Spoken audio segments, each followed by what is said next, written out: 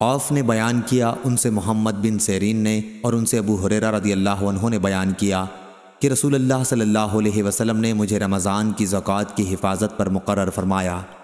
رات میں ایک شخص اچانک میرے پاس آیا اور غلے میں سے لب بھر بھر کر اٹھانے لگا۔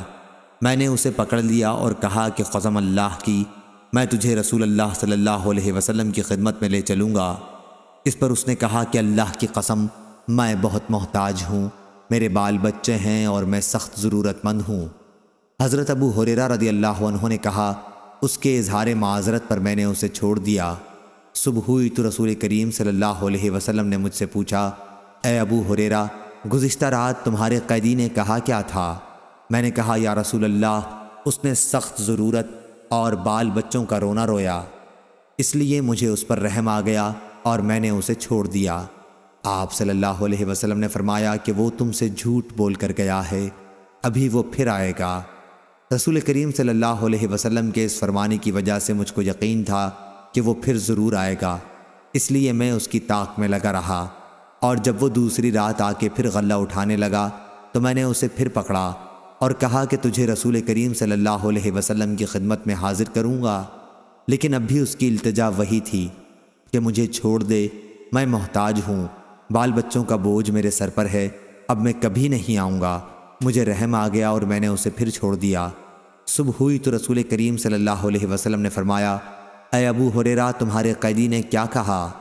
میں نے کہا، یا رسول اللہ صلی اللہ علیہ وسلم، اس نے پھر اسی سخت ضرورت اور بال بچوں کا رونا رویا جس پر مجھے رحم آ گیا، اس لیے میں نے اسے چھوڑ دیا۔ آپ صلی اللہ علیہ وسلم نے اس مرتبہ بھی یہی فرمایا کہ وہ تم سے جھوٹ بول کر گیا ہے اور وہ پھر آئے گا۔ تیسری مرتبہ پھر میں اس کے انتظار میں تھا کہ اس نے پھر تیسری رات آ کر غلہ اٹھانا شروع کیا تو میں نے اسے پکڑ لیا اور کہا کہ تجھے رسول اللہ صلی اللہ علیہ وسلم کی خدمت میں پہنچانا اب ضروری ہو گیا ہے، یہ تیسرا موقع ہے۔ ہر مرتبہ تم یقین دلاتے رہے کہ پھر نہیں آؤ گے، لیکن تم باز نہیں آئے۔ اس نے کہا کہ اس مرتبہ مجھے چھوڑ دے تو میں تمہیں ایسے چند کلمات سکھا دوں گا جس سے اللہ تعالیٰ تمہیں فائدہ پہنچائے گا۔ میں نے پوچھا، وہ کلمات کیا ہیں؟ اس نے کہا، جب تم اپنے بستر پر لیٹنے لگو تو آیت الکرسی، اللہ لا الہ الا هو الحی القیوم پوری پڑھ لیا کرو۔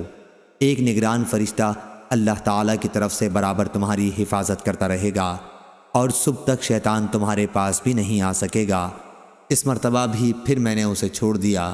صبح ہوئی تو رسول کریم صلی اللہ علیہ وسلم نے دریافت فرمایا، گزشتہ رات تمہارے قیدی نے تم سے کیا معاملہ کیا؟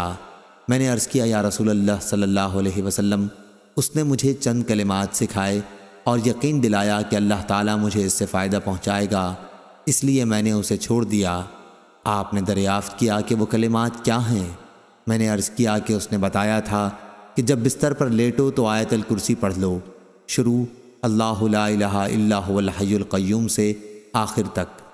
اس نے مجھ سے یہ بھی کہا کہ اللہ تعالیٰ کی طرف سے تم پر اس کے پڑھنے سے ایک نگراں فرشتہ مقرر رہے گا اور صبح تک شیطان تمہارے قریب بھی نہیں آ سکے گا۔ صحابہ رضی اللہ عنہم خیر کو سب سے آگے بڑھ کر لینے والے تھے۔ نبی کریم صلی اللہ علیہ وسلم نے ان کی یہ بات سن کر فرمایا کہ اگرچہ وہ جھوٹا تھا لیکن تم سے یہ بات سچ کہہ گیا ہے۔ اے ابو ہریرہ، تم کو یہ بھی معلوم ہے کہ 3 راتوں سے تمہارا معاملہ کس سے تھا؟ انہوں نے کہا کہ نہیں۔ حضرت صلی اللہ علیہ وسلم نے فرمایا کہ وہ شیطان تھا۔ صحیح بخاری حدیث نمبر 2311۔